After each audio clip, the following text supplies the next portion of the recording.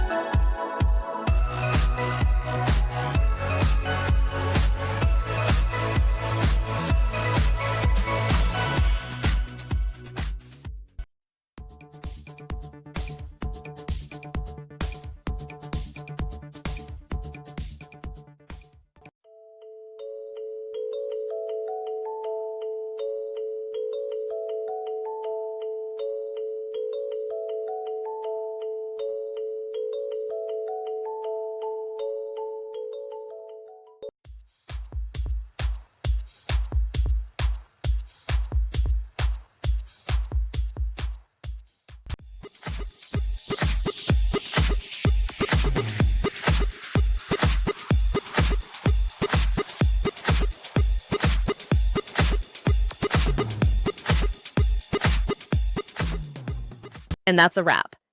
I hope you found the answer you were looking for. If you did, take a second to hit that subscribe button. It really helps out. And let me know in the comments which solution worked best for you. See you next time in the debug zone.